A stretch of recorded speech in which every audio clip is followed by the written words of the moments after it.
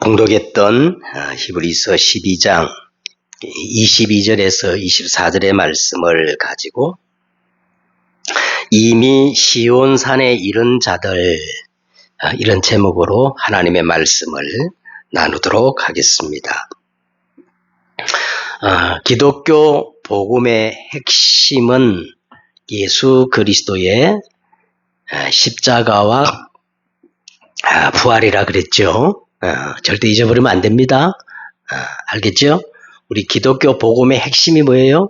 예수 그리스도의 십자가와 부활입니다. 이 예수 그리스도의 갈보리 십자가의 그 십자가 부활로 그 공로로 말미암아 그리스도의 영, 진리의 영, 성령의 역사로 그 의가 우리에게 전가되어서 우리는 새로운 피조물로 거듭났으며 이제 예수님의 그 부활의 권능으로 복음에 합당한 삶으로 살아가야 하는데 이거를 뭐라 그랬어요? 성화라 그런다 그랬죠? 복음에 합당한 하나님의 형상으로 이제 우리가 날마다 변화되고 그렇게 살아가야 되는데 이것을 성화라 그런다고 했습니다. 지난주에 이 성화의 첫 번째 관문이 뭐라 그랬어요? 신의 산이다. 그래서 신의 산 언약에 대해서 지난주에 말씀을 드렸습니다. 오늘은 이제 성경을 보면은 유난히 성경을 자세히 보면 유난히 산 이야기가 많이 나와요. 성경의 중요한 일들은 거의 산에서부터 일어났다고 해도 과언이 아닐 정도입니다. 그래서 우리가 대강 생각나는 산만 이렇게 기억하더라도 에덴 동산에서부터 시작하여 노아 방주가 머물렀던 산이 어디예요? 아라랏산. 그리고 아브라함이 이삭을 제물로 바쳤던 산이 어디입니까? 모리아산. 또 시내산, 이 모세가 십계명을 받았던 시내산, 갈멜산, 변화산, 또 예수님이 십자가에 달리신 산이 어디예요? 갈보리산, 그리고 감람산. 그래서 예수님이 마태복음 24장에 마지막 때 일어날 일들을 말씀하시면서 그때에 유대에 있는 자들은 어디로 도망하라 그랬어요? 산으로 도망하라. 유대에 있는 자들은 정말 하나님 믿는 모든 백성은 어디로 도망하라? 산으로 도망하라 할 정도로 산 이야기가 많이 나옵니다. 그러면 마지막 때에 우리가 보이는 저 도봉산, 북한산으로 대피하라 그 말이 아니거든요. 그렇다면 성경에서 산의 의미가 도대체 뭔가? 우리가 이걸 알아야 되겠죠. 오늘 또 산 얘기가 나옵니다. 오늘 나오는 산 이름이 뭐예요? 시온산이라고 나와요. 그 산의 의미가 뭐냐? 산의 의미는 성경을 보면 참 여러 가지가 있어요. 여러 가지가 있는데 그 중에 첫 번째 이 산의 의미가 뭐냐면 이 산은 하나님의 임재와 그 만남, 예배하는 장소를 산으로 이렇게 묘사를 합니다. 이 산이 뭐예요? 하나님이 강림하시고 하나님을 만나고 하나님을 예배하는 곳이 어디예요? 산의 의미입니다. 그래서 먼저 성경에서 가장 먼저 등장하는 에덴 동산은 어떤 곳이며 이 에덴 동산에서 도대체 무슨 일이 일어났을까?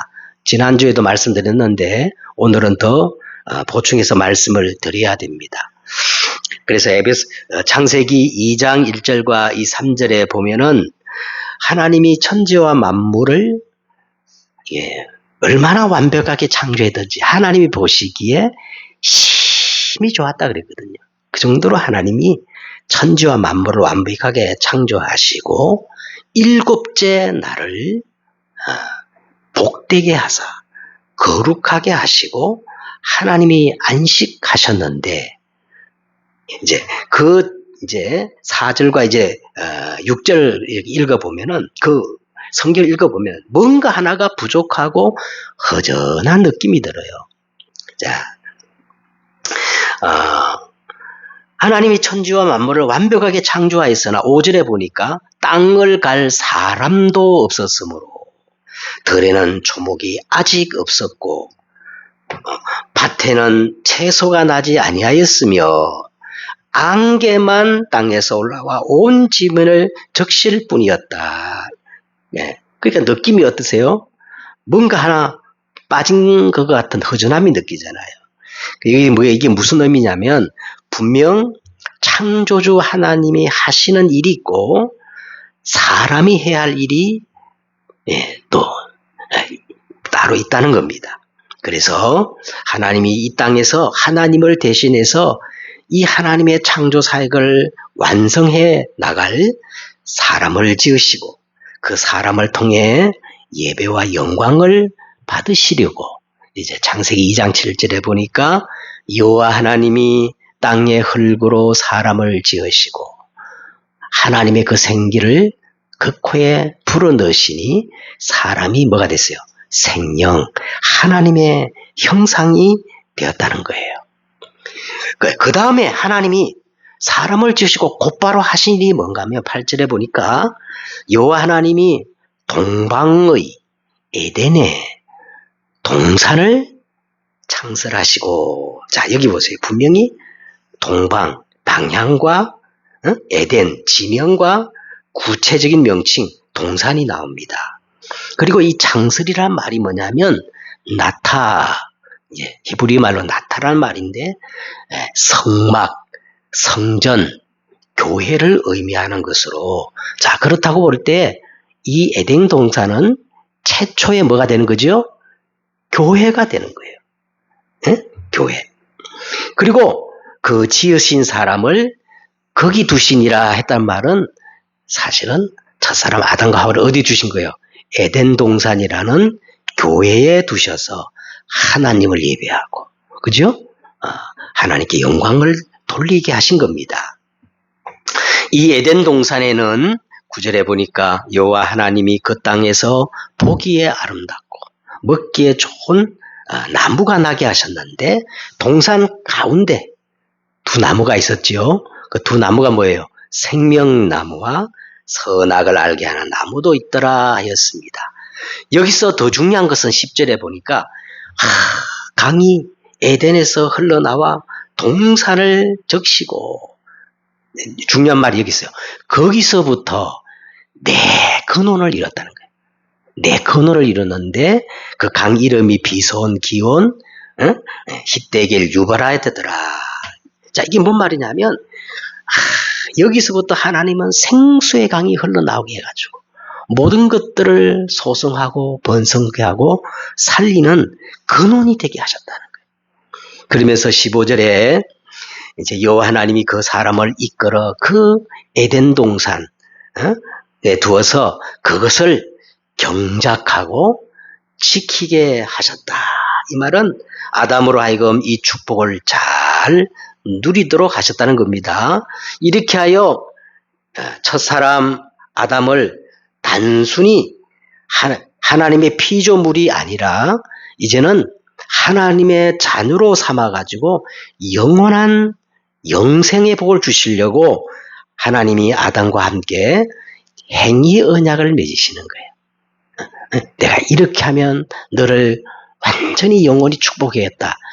이 행위 언약을 맺으시는데 이것이 바로 선악과였습니다. 동산 각종 나무의 열매를 내가 임의로 먹되 선악을 알게 하는 나무의 열매를 먹지 말라. 먹는 날에는 어떻게 해요?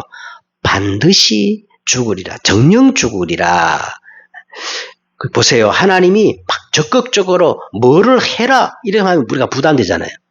근데 하나님이 적극적으로 뭘 하라 하는 게 아니라 모든 것을 네가 다 마음대로 하는데 딱 한 가지, 선악과 하나만 먹지 마. 다시 말하면 마음만 있으면 능히 지킬 수 있는 아주 소극적인 순종을 이렇게 말씀하면서 행위 언약을 맺으셨는데 아담은 불순종해서 적극적으로 하나님을 대항하는 거예요. 그래서 창세기 3장에 보니까 뱀의 미혹을 받고 하나님의 말씀을 적극적으로 불순종하여 감히 스스로 뭐가 되려고? 하나님 같이 되려고 선악과를 따먹고 결국은 이제 창세기 3장 마지막에 보니까 그 에덴 동산에서 추방되어 가지고 이렇게 쫓겨나는 거죠. 쫓겨나는데 그런데 하나님이 아담과 하와를 그냥 추방시킨 게 아니라 다시 회복의 언약 이거를 이제 은혜의 언약이라고 말한다 그랬죠. 은혜의 언약을 일방적으로 하나님이 맺으셨어. 왜? 아담은 영이 죽어버렸기 때문에 그럴 수준이 안 되기 때문에 하나님이 일방적으로 은혜의 언약을 맺으셨는데 그것이 바로 창세기 3장 15절 여자의 후손이 올 것인데 여자의 후손이 와서 어떻게 해요?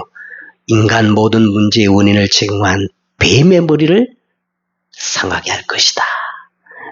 자, 그러면 그 여자의 후손이 와서 어떤 방법으로 우리를 구원할 것인가 하면서 창세기 3장 21절에 보니까 아담과 하와를 위해서 하나님이 짐승을 죽여서 그 가죽옷을 지어 입히신 거예요. 그죠? 이거는 바로 시온산, 갈보리산 예수 그리스도의 십자가를 의미하는 겁니다. 그래서 이제 성경에 이제 보니까 대표적으로 두 번째 산이 나오는데 지난주에 그 산이 이름이 뭐였어요? 시내산. 시내산에 이 산이 나오는데 여기는 이제 옛 언약이라고 그래요.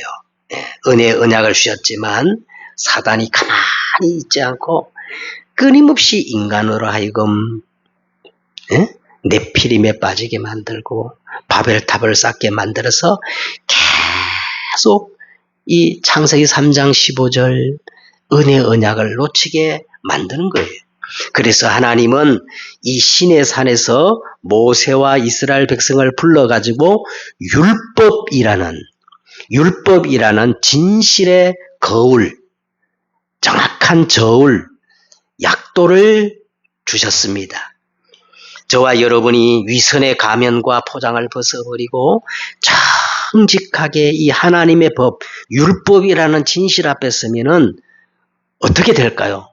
적나라하게 우리의 모습이 드러나기 때문에 자 이렇게 반응을 보일 수밖에 없어요. 야, 시내산에는 절대 오래 머무를 곳이 아니구나. 이걸 깨닫고 빨리 내려와가지고 새 언약 시내산으로 도망칠 수밖에 없는 겁니다. 그래서 오늘 본문에는 이 시내산이 나옵니다. 그래서 이 시내산, 시온산이 나오는데 이 시온산은 다른 말로 뭐라 그러냐? 갈보리산. 시온산은 갈보리산으로 그가 찔림은 우리의 허물을 인하며 그가 상함은 우리의 죄악을 인함이라. 그가 징계를 받음으로 우리가 평화를 누리고 그가 채찍에 맞음으로 우리가 나음을 입었도다. 우리는 다 양 같아서 짐승 같아서 각기 제 길로 갔거늘 여호와께서 우리의 죄악을 예수님께 담당시키셨도다.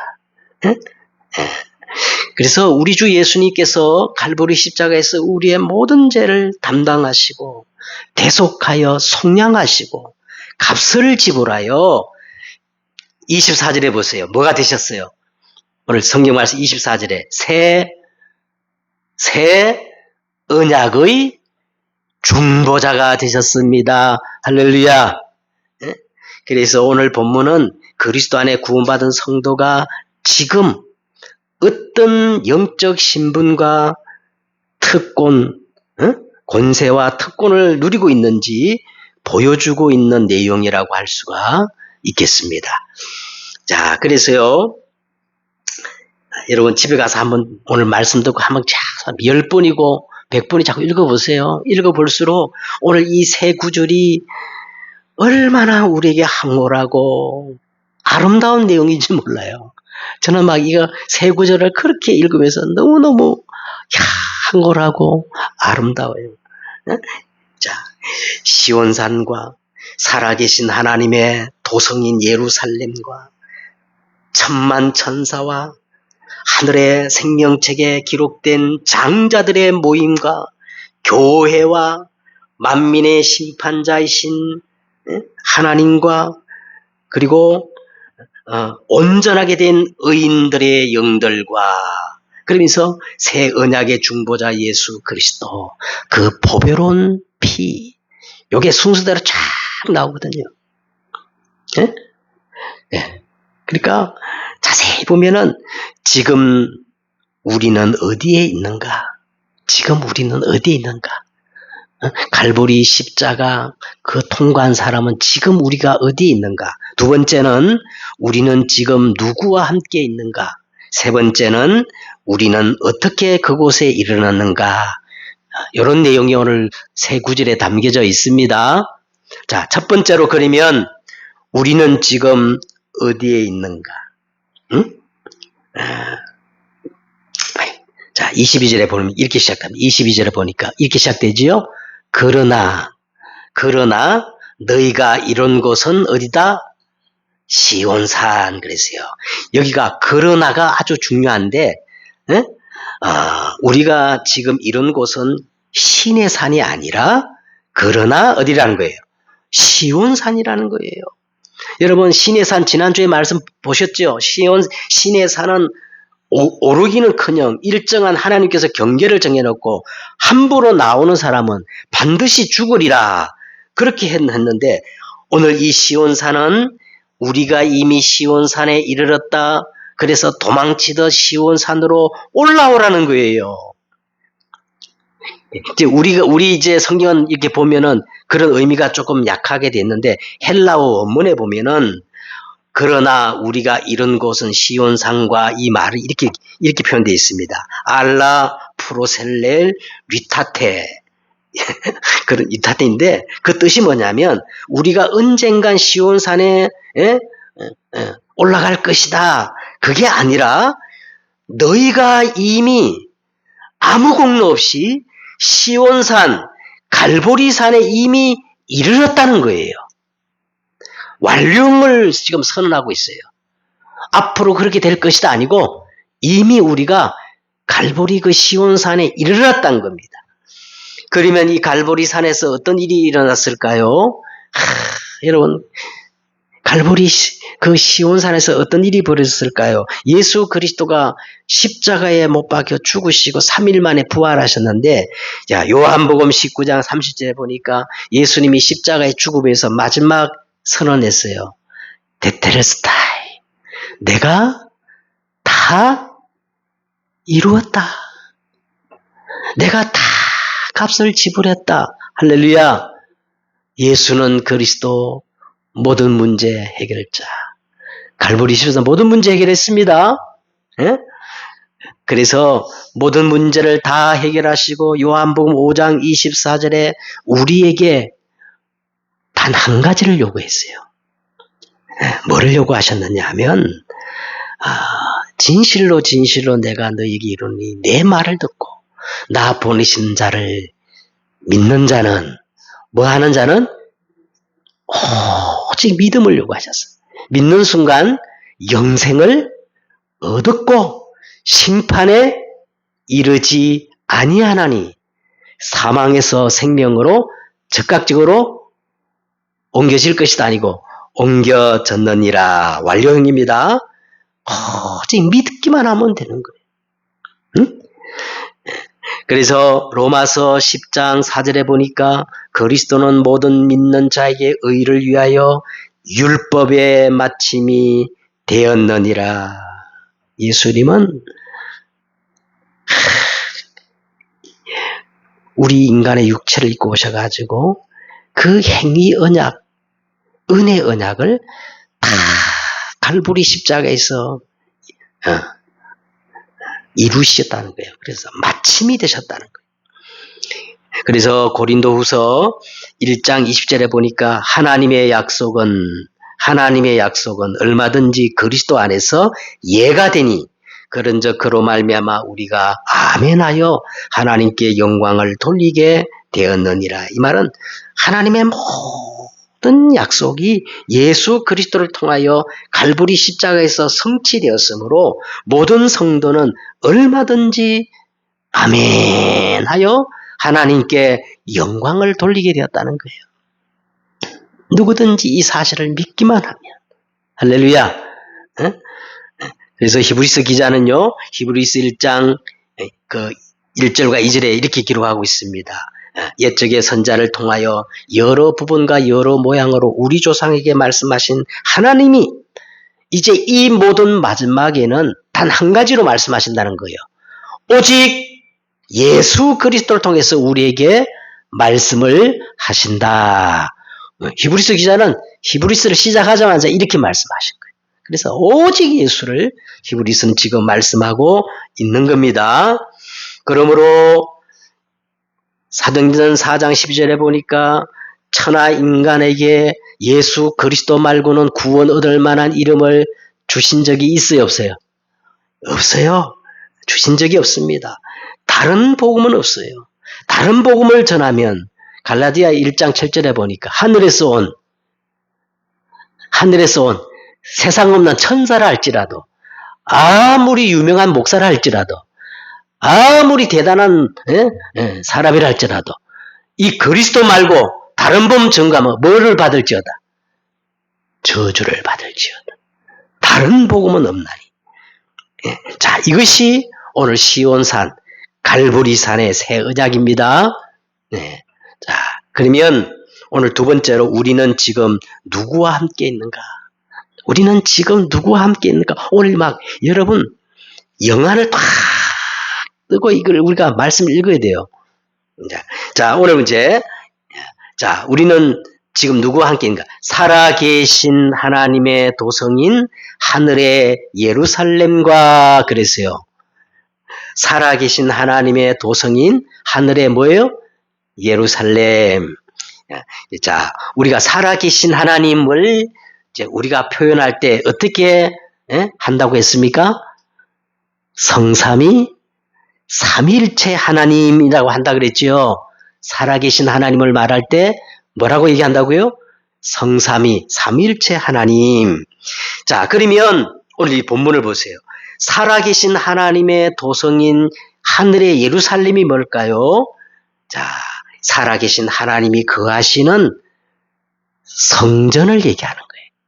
그죠? 살아계신 하나님이 거하는 성전이 하늘의 뭐예요? 예루살렘인데 이건 성전 교회를 의미합니다. 자, 그래서 지금 살아계신 삼위일체 성삼위 하나님은 하나님의 도성인 이 예루살렘 교회에 거하시고 교회 예배를 통하여 지금 역사하고 있다는 말씀이에요.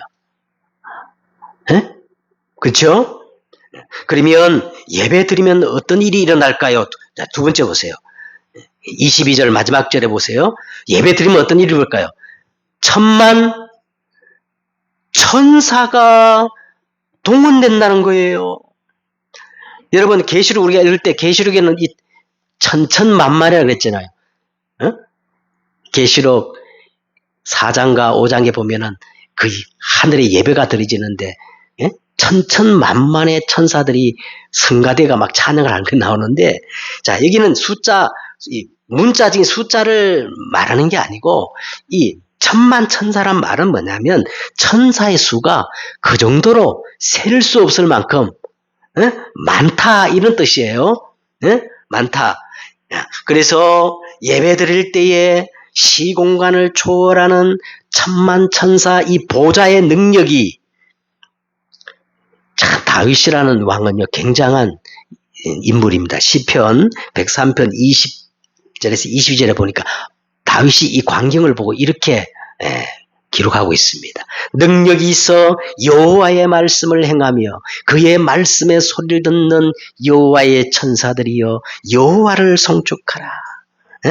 그에게 수종들며 그의 뜻을 행하는 모든 천만 천군 천사여 여호와를 송축하라.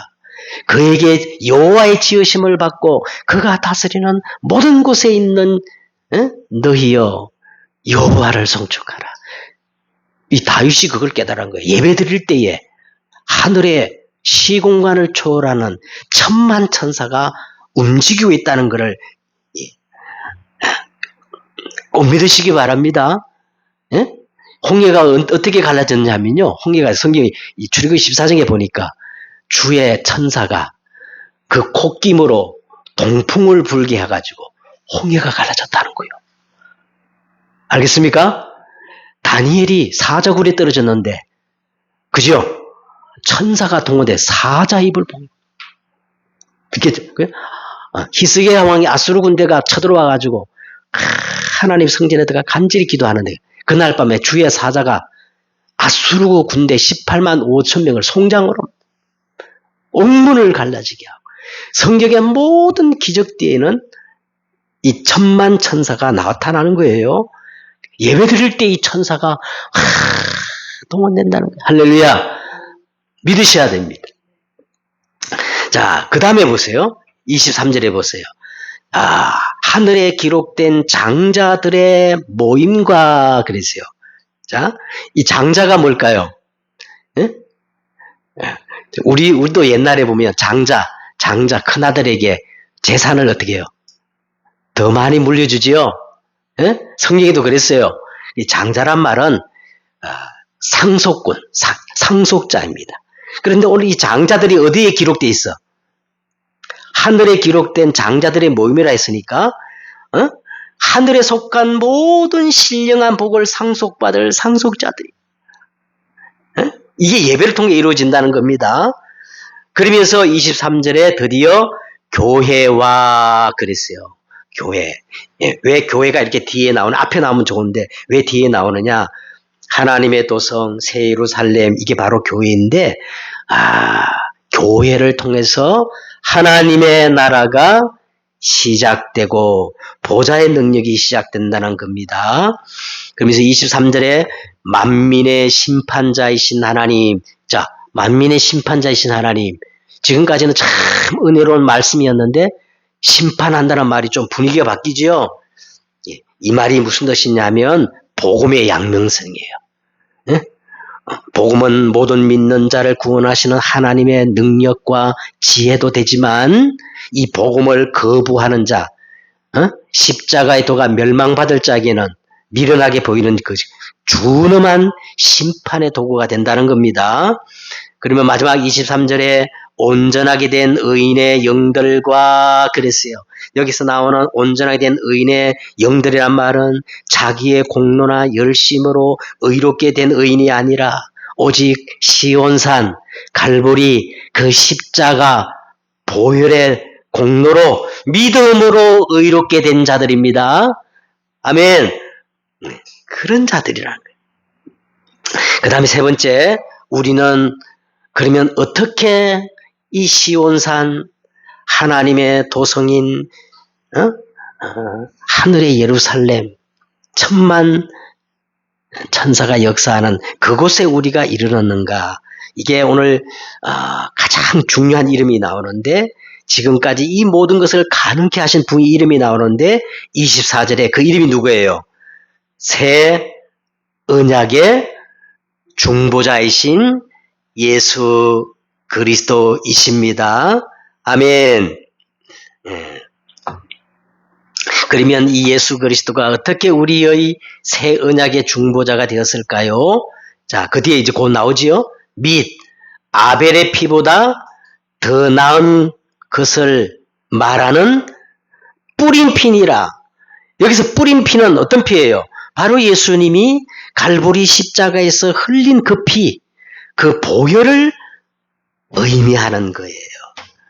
아벨의 피는 창세기 4장에 나오는데, 아벨의 피는 죄인을 심판하소서 하고 정죄하는 피지만, 예수님의 피는 죄인을 용서해달라는 속죄와 화목의 피예요. 그래서 오늘 성경은 더 나은 피라 그랬어요. 아벨의 피보다, 짐승의 피보다 더 나은 갈보리 십자가의 피다는 거예요. 그러므로 예수님은 시온산에서 갈보리 십자가 위에서 그리스도의 일을 다 감당하신 거예요. 그래서 히브리서 여러분 1장 3절에 보니까 이는 하나님의 영광의 광채이시요 그 본체의 형상이시라. 그의 능력의 말씀으로 만물을 붙드시며 제사장이죠. 죄를 정결하게 하는 일을 하시며 제사장, 높은 곳에 계신 지극히 크신 이의 우편에 앉으신 만왕의 왕이시라는 거예요. 그러므로 히브리서 2장 14절과 15절에 예수 그리스도는 만왕의 왕이시므로 우리는 사단, 마귀, 운명과 상관이 없어요. 완전히 해방된 사람들입니다. 히브리서 9장 1절과 12절에 보니까 예수 그리스도는 장래 좋은 일에 대제사장으로 오셨기 때문에 우리는 저주와 재앙과 상관이 없어요. 믿습니까? 우리 예수 그리스도는 히브리서 10장 19절과 20절에 보니까 하나님 만날 수 있는 새롭고 살 길을 여신 참 선지자이시므로 진짜 신의 산 아니라 우리는 시온산에 있는 자들은 더 이상 갈등하고 방황하고 답이 없다 막 이러면 진짜 큰일입니다.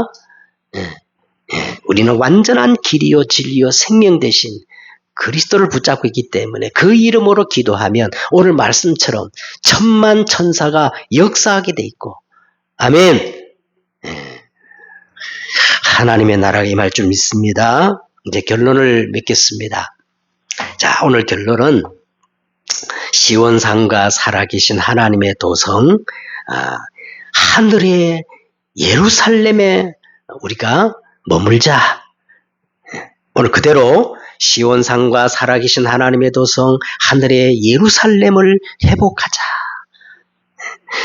시온산, 갈보리산, 그 십자가의 부활의 공로로 우리는 하나님의 자녀가 되었습니다. 그렇죠?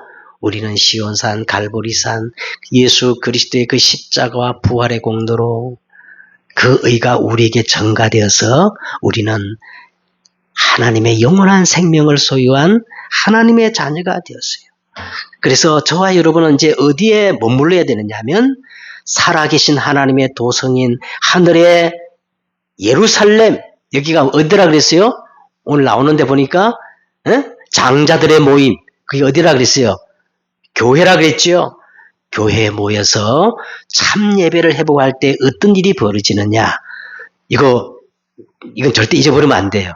우리가 매주마다 하나님 앞에 나와 예배 드릴 때 어떤 일이 벌어지느냐? 오늘 성경에 그대로 나옵니다. 살아계신 하나님이 뭐라 그랬어요? 성삼위 하나님이 비밀이 나타난다는 거예요. 아멘. 살아계신 하나님, 성삼위 하나님의 비밀이 나타납니다. 어디에서?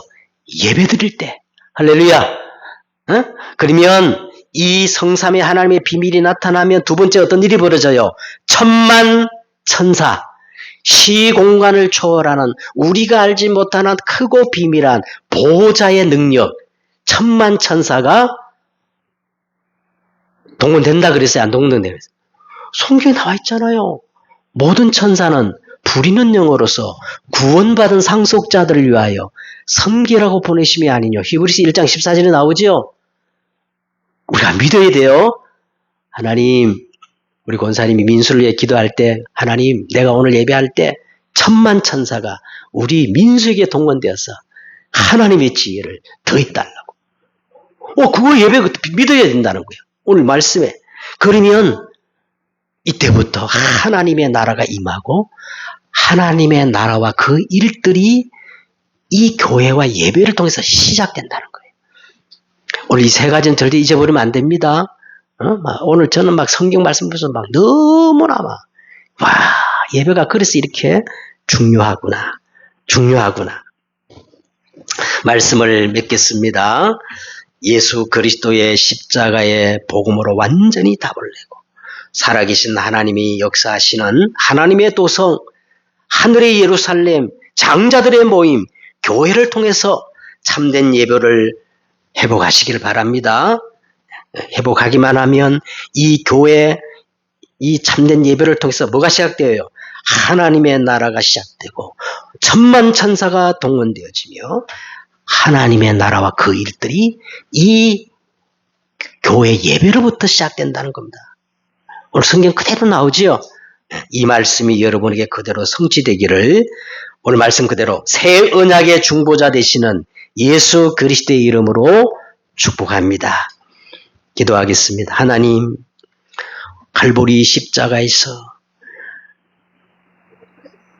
그 예수 그리스도의 공로로 영원한 생명을 소유한 하나님의 자녀된 우리가 오늘 말씀 그대로 살아계신 하나님의 도성인 새 예루살렘, 장자들의 모임, 이 교회를 통한 예배를 회복함으로 여기서부터 성삼위 하나님의 비밀이 나타나게 하시고 천만천사 보좌의 비밀이 나타나게 하옵시고 하나님의 나라와 그 일이 시작되어지게 하옵소서. 예수 그리스도의 이름으로 기도드렸사옵나이다. 아멘.